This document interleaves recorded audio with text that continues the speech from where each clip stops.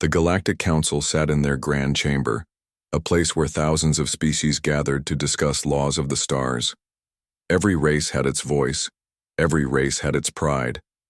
But one law stood out: the human ban.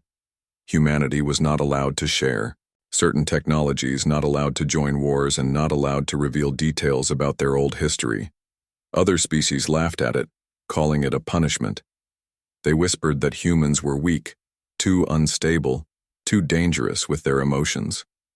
To the galaxy, the ban was a joke. To humanity, it was a chain they quietly carried.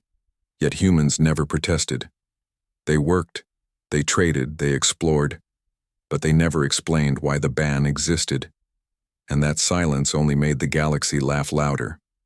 The Xyrathians were the loudest mockers. Their leader, Chancellor Varys, often stood before the council and sneered. "Why keep this ban on such a fragile race?" he jeered. "Look at them. Small colonies, small ships, small voices. Surely the galaxy does not fear humans." The chamber echoed with laughter. Even the calm Valari delegates chuckled softly. Humans sat quietly at their place, represented by Ambassador Hale. He never argued, never shouted. He only said, "The ban exists for a reason. One day you will understand." But his calmness only made the mockery worse. The turning point came when the Xyrathians demanded proof. "We demand the truth," Chancellor Varys shouted before the council. "Why should one species walk under silence and secrecy?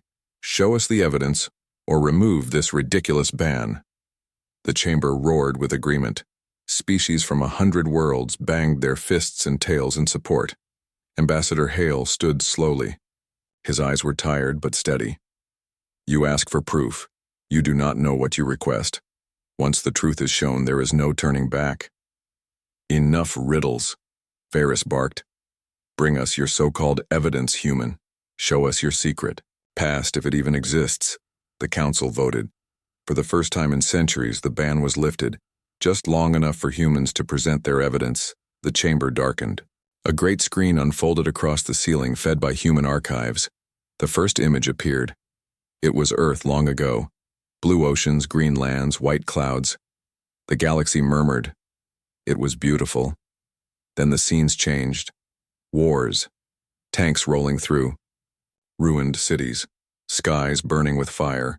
Soldiers charging into machine guns. Weapons of terror dropping from the sky. Entire cities vanishing in fireballs. The alien races gasped. They had never seen such destruction unleashed by one species upon itself. "This is your history?"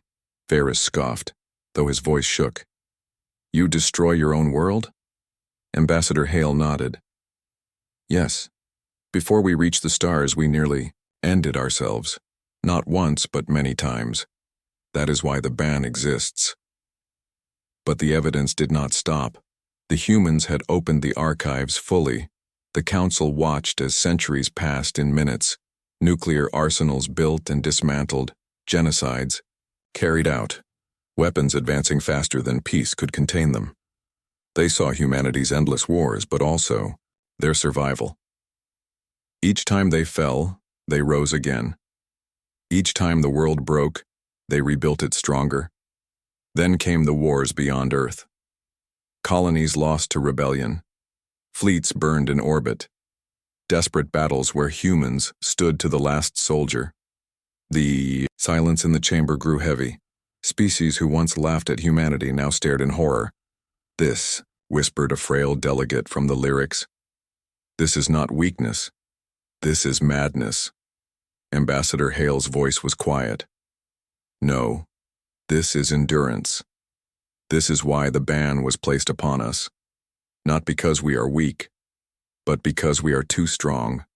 The last part of the evidence played. The council saw something they could hardly believe, an ancient project hidden under the ban. Massive war machines, built in secret during humanity's darker ages. Planet killers, weapons designed not to defeat enemies but to erase entire civilizations. The machines were never unleashed, never activated. But their existence was proof enough. Ambassador Hale let the silence hang before speaking.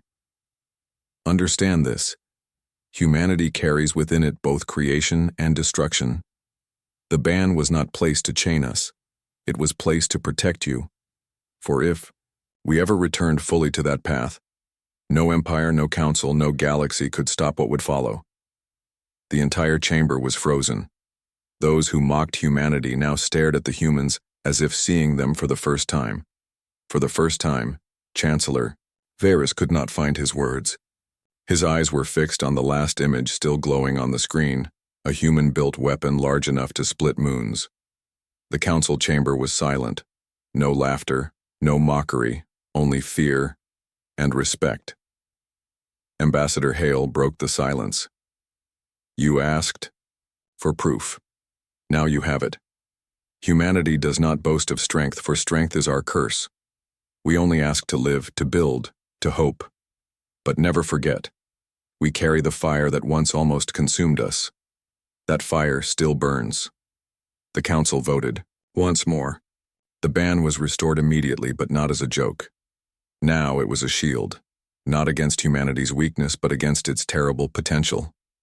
From that day forward, no one mocked the ban again, and across the stars, a quiet truth spread. Humanity was not feared because of what it could do to others. Humanity was feared because of what it had already done to itself, and survived.